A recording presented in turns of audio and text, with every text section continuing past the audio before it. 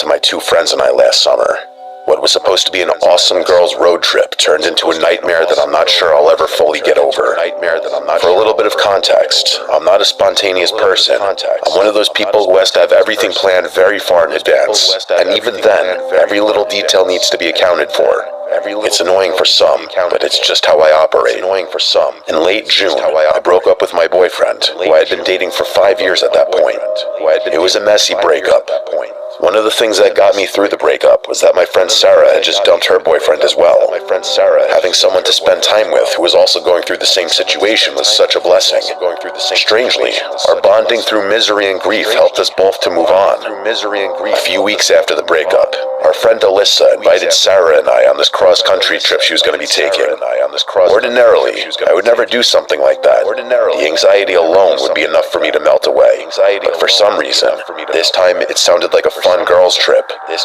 All three of us are fortunate enough to have jobs where we can take time off for a trip like this. Alyssa basically lives on the road. She's always traveling and finding these insane places all over the country. She's the type of woman who will just throw a sleeping bag down in the dirt and sleep under the stars. She's always been such a free spirit and lives for adventure. Sarah and I were much more sheltered. We decided to let Alyssa basically be the captain of our little crew for the trip. She planned it all out, and we were all going to be there for the ride. The first day or so was a little rough for me, and I just wasn't used to winging it. But after that, I started really enjoying myself. On the second or third day, we drove by this insane-looking barn. It was definitely abandoned. There was no sign of human life anywhere. The farm looked like it had been completely overgrown by nature. Alyssa was begging us to go inside, but I wasn't feeling it. Alyssa was adamant that clearly nobody lived there. She was obviously correct, but I just couldn't bring myself to trespass. It's also worth noting that I'm just a huge baby. Not wanting to trespass was my excuse, but I was actually scared of someone squatting inside the barn. I had listened to one too many true crime podcasts, and I wasn't about to get kidnapped by some insane backwoods farm man. After a few minutes of arguing, Alyssa gave up, and we decided to keep moving on with our trip. The next week of traveling was amazing. We went sightseeing all over the U.S. countryside. Alyssa showed us places and things that were truly incredible. We partied in bars in small towns, slept on a mountain, and met awesome people from all different walks of life. It really was incredible. The only thing that was a little annoying was that throughout the entire trip, Alyssa kept bringing up that barn. It seemed like any time she could work it into the conversation, she did. While we were driving back to civilization, Alyssa basically begged us to get a closer look at the barn. I don't know if it was the trip that made me come out of my shell a little bit, or just days of Alyssa breaking us down, but I was starting to warm up to the idea. I told her that if it looks like nobody had been there in years, then we could check it out. I was confident that most likely nobody had been there, but I just wanted to make sure I put that out in the universe. I wasn't even 100% sure that Alyssa could get us back there, but that girl is amazing sometimes. She knew exactly how to get there. We spotted the barn around 4:30 p.m. We drove the SUV on the dirt and grass and parked it several yards away from the barn. We didn't want to park right on top of the place just in case some scary farm man was living inside. Alyssa was like a kid on Christmas. She ran to the barn door first. It was crazy in that place. I'm pretty sure the vines were holding the building up. It almost sounded like the place was breathing, but I'm pretty sure that was just the integrity of the building slowly falling apart. The weirdest part was all this strange equipment that was still inside the barn. It didn't look like any farm equipment I've ever seen before, but I'm not a farmer, so maybe it was just older stuff. It looked like stuff you would find in a medieval dungeon. After we explored and took a bunch of pictures inside the barn, Alyssa wanted us to check out the farmhouse that was connected. At this point, I was fully invested, so she didn't have any pushback from me. We had to kick down the door because it was somehow warped into the frame and it wasn't opening. Inside, it was both creepy and sad. It was definitely empty and abandoned. It's not like the previous owner had furniture and stuff like that inside. It was empty, other than a small green table and a green wooden chair. What was sad was that I couldn't stop thinking about the people who had most likely lived there before. I mean, it was a farm at one point. Somebody had to have lived there before, and now it's just forgotten by history. We explored the house, and I imagined it could have been a cute little house at one point. After a while of just hanging out and talking inside the small house, Alyssa and Sarah both made a crazy suggestion. They suggested that we stay inside the farmhouse that night. Obviously, this seems like it would be a horrible idea, but at that moment, it seemed wild and exciting. And at this point of the trip, I was here for it. We'd been hanging out there so long already that I didn't realize it was almost 7 p.m. We went back to the car and grabbed our stuff. We ate some subs from the cooler, then drank a few beers and talked about the trip some more. Around 9, we started setting up our sleeping bags. We all set our alarms for 6 a.m. so we could get right on the road in the morning. We were all exhausted at this point, so it didn't take us long to pass out. I'm a light sleeper, so I was tossing and turning for a while and going in and out of consciousness. I must have finally fallen asleep briefly, because around 3 a.m., something strange woke me up. I swear, I thought I heard someone make a shush sound. I rose from the sleeping bag and scanned the room the best I could with only the moonlight faintly shining through the vines on the window. I didn't see or hear anything.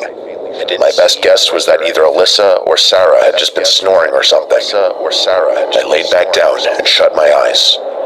Almost instantly, I jumped up because there was a loud bang at the door.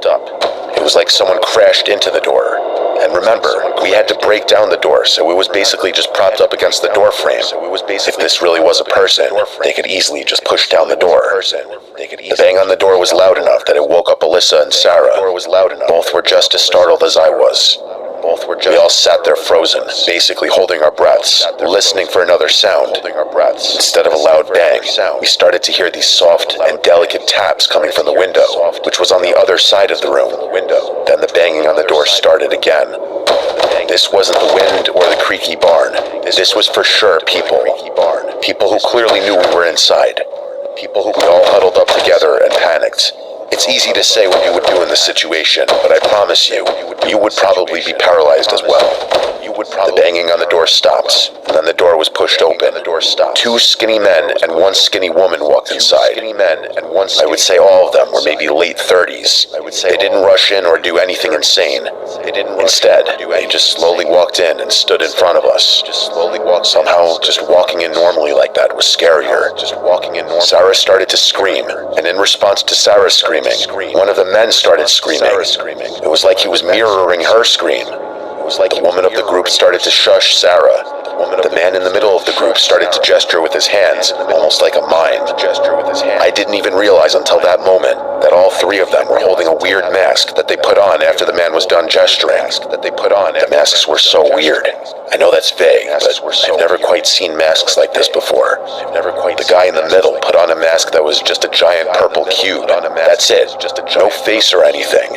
Just a purple cube. The other man, the one who was screaming, put on a mask that kind of looked like a homemade Batman mask that was made of cardboard. Then the woman put on what looked like a medical mask with plastic icicles you would hang up on the holidays hanging on each side of the mask, almost like tusks. They slowly started creeping closer to us, and the more we panicked, the louder and more irritated they became. As we screamed, they started to scream as well. The woman grabbed my shoulders, and because she was so skinny, I was able to push her down. The distraction caused the 2 men to look at the woman. The guy with the purple cube mask shouted that I was going to pay for that. Sarah had a small can of pepper spray on her keychain and started spraying in the direction of the masked people. It gave us enough of a window to run by them. The woman grabbed my ankle as we ran, but I was able to free myself quickly. As I was running away, I looked back and saw the woman reaching behind her in her waistband. I ran to the car as fast as I could. I did not want to wait and find out what she was reaching for. We could still hear them screaming from inside the farmhouse. They didn't chase us for some reason. I remember my vision being a little messed up as well from the spray that must have just been in the air as we ran out of the house. We drove away as fast as we could and made it back home in record time. We didn't actually report this to the police because we figured we're the ones that technically trespassed. Maybe those were the owners, even though I seriously doubt that. One of the scariest parts of this whole ordeal, for me at least, is that we have no idea where those people came from. They just suddenly appeared in the middle of the night. We explored that entire barn that afternoon. and there was no sign of life. No food, no footsteps, no footprints in the dust, no car, nothing. These deranged, mask-wearing lunatics just showed up out of nowhere with the sole purpose of harming us in some way. I'm still not over the mental scars from that trip. I'm happy I got that girls trip out of my system, but I'm good if I never go on another cross-country trip again. I'll settle for a nice staycation next time.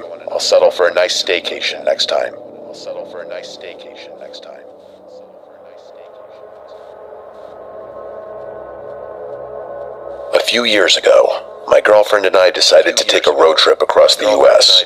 This trip was supposed to be important and special because it was when I planned to propose to my now wife. Unfortunately, that's not the only reason the trip is memorable. One of the happiest memories of my life is also plagued by something that nearly ended both of our lives. This is the first time I'm trying to write this story instead of just telling it verbally, and probably the first time I've written anything since high school. I apologize if it's not the greatest literary work of art you've ever heard. For a little bit of backstory, I have a truck with a large cargo bed. It was more than big enough for her and I to lie down on the air mattress in the bed of the truck.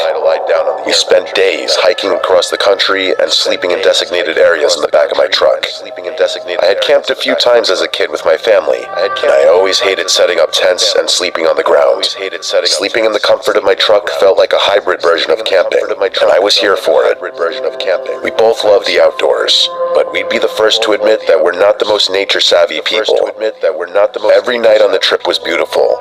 We were lucky when it came to the weather. Every night, we would fall asleep staring at the sky. And let me just tell you, if you've never gazed at the stars in the wilderness, you need to change that right now. One of the few downfalls of the trip is that my girlfriend was the lightest of light sleepers. Every sound woke her up. We were out in nature, so that means every gust of wind, every bird sound, every tree rustling caused her to wake up. I would always offer her something to help her sleep, but she would always deny it. She said it would make her wake up groggy. Apparently more groggy than being half asleep all night. But it wasn't being a light sleeper that kept her awake on this trip. She has a crippling fear of bears. Ever since one of her coworkers told her that her family was attacked by bears on a camping trip, my girlfriend has been on high alert. Every noise she heard on the trip, she assumed was a bear. Now with the backstory out of the way, I'll share what was almost the last night on Earth for my girlfriend and I. About 3/4 of the way through the trip, I proposed, and she said yes. It was one of the happiest days of my life. With the stress of proposing out of the way, I slept like a baby that night. That next morning, she was the most tired she'd been on the entire trip. When I asked her if she was scared of the noises, she kind of paused and didn't answer right away, which is weird behavior for her. She then went on to tell me that she woke up in the middle of the night because she swore she could hear someone walking on the outside of the truck. She stayed lying down, so she didn't see anyone, but she was convinced someone was walking just outside the truck bed. Every time she tried to sleep, she could hear the sounds of walking, and she was sure she even heard mumbling or talking at some point. I did believe her. Well, I believe that's what she thought she heard. I wasn't dismissive, but I was pretty sure we weren't being stalked or whatever she thought. Before we left in the morning, she gasped outside the truck. When I ran over, she pointed out what looked like a small footprint in the dirt next to the truck. I was probably being ignorant, but I thought it was a stretch to call it a footprint. I asked if it could have possibly been her footprint, and she instantly protested. I didn't argue with her because I could tell she was still freaked out. I made sure I checked my truck before we left and confirmed we didn't have a secret passenger. I did find in the backseat of my truck that my planner was on the seat, and it was open to the page where I had a list of places we were going to stop each night. But I didn't think anything about it. I figured she was looking at it beforehand, or it's possible that I could have left it there. I put it back in my bag, got ourselves ready, and we hit the road. It took a little while for her to get out of her morning fog, but after a large coffee, she was feeling like herself again and didn't bring up the previous night again. We spent the next day just being obnoxiously in love as we hiked through the mountains. Night was approaching, so we set up our little camp nook in the truck bed. I could tell she was a little more uneasy tonight than she had been any other night. It wasn't the bears that were freaking her out. It was the possibility of another person outside the truck. I told her we could sleep inside the locked truck, or even find a hotel if she wanted to, but she insisted that we stay in the truck bed since it was our last night in the wilderness. I decided to stay awake on this night and make sure she fell asleep. It took her a while, but she finally passed out around midnight. I even dug out my old portable DVD player from high school and threw on an old season of Family Guy I had, just to get her mind off the silence of the night. The once beautiful silence was now something she was afraid of, even though she would never admit that. I shut the DVD off and rolled over, trying to get some sleep. Before I even dozed off, I thought I heard something outside my truck. My first thought was a baby bear because it sounded bigger than a raccoon or coyote. I thought it was imperative not to wake her up and cause alarm. Slowly and quietly, I crawled to the wall of the truck bed and peered over the edge. I couldn't believe my eyes. Someone was walking around the front of the truck, a smaller figure with a hood on, and they were mumbling something to themselves. I quickly fell back into the truck bed, since they didn't see me because they were walking in the opposite direction. I didn't know if I should wake her up or not. I thought that would make too much noise, and right now, my main goal was to make as little noise as possible. I thought about trying to tackle the walking person, since they looked a lot smaller than me, but I didn't know if they had a weapon, or if someone else was hiding nearby to jump me as soon as I made a move. Keeping my fiancée safe was #1 priority. I was listening intently as the figure walked outside.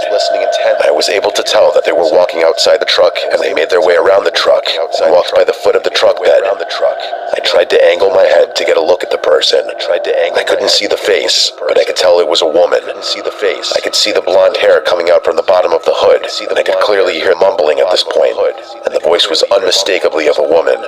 I planned to jump out and confront the woman the next time she passed in front of the truck bed.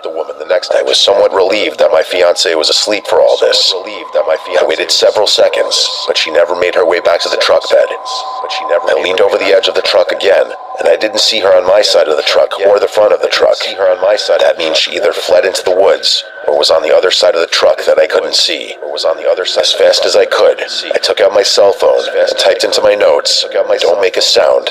Someone is outside the truck. I'll distract them. Take the keys, start the truck, and I'll jump back into the bed." I quietly woke up my fiancée and made sure the first thing she saw was me holding my finger to my mouth, telling her not to make a sound as I held up the phone for her to read. As quietly as I could, I handed her the key. I could tell she was confused and terrified, but thankfully, she didn't make a noise.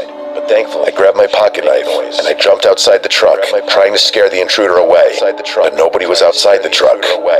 I lowered my guard for a second, and I heard my fiancée yell to me if everything was okay. Just as I was about to answer, I felt intense pain in my ankle. The woman was hiding under the truck, and while I was standing there, she smashed my ankle with a thick tree branch. I stumbled to the ground, and while I was picking myself up, she crawled from underneath the truck, screaming erratically, and she threw the thick branch at me. I put my arms up in defense, and she pulled out what I think was a kitchen knife of some kind.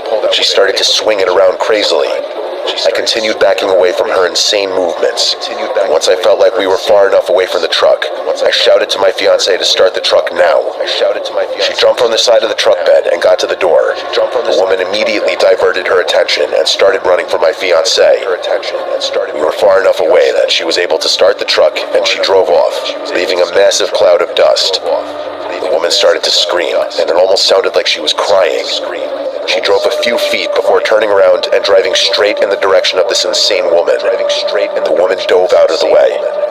That's when I finally saw her face. It was my ex-girlfriend. She had some problems when we were younger, but the last I knew, she was doing well. I couldn't believe it. Our breakup was not good. I even had to get the law involved at one point, because she would just stalk around the outside of my house in the middle of the night, and then claim her only crime was that she was still in love with me. This was also 6 years ago at that point. It's not like this was a fresh wound. Once her hood was off, she fell to her knees, and I could see her crying. The usual version of myself would have gone over to make sure she was okay, but not anymore. This woman was clearly not well, and I was not going to take any chances. My fiancée drove by me, and I had more than enough time to open the passenger side door and get in. My ex didn't even try to chase us. We just kept driving. As soon as I was able to get service, I called the police and reported everything. Most surprising was that she eventually just went home a few days later, and the police confronted her. To her credit, she didn't deny anything. She even told the police that she wanted to be taken in because she's not well. She claimed that she wanted to kill my fiance. When they asked if she wanted to harm me, she apparently just cried. The last update I received about her was that she was in some type of institution, but I'm not sure how long that was supposed to be. It's been a few years, and nothing of note has happened since. I rarely think about that night, but whenever I hear stories like this, I'm reminded of that horrible experience. And it makes me wonder if I'll ever see her again. My wife looks her up on Facebook and other social media platforms all the time, but as of the time of writing this, she's still MIA, and I hope she remains that way to me for the rest of my life.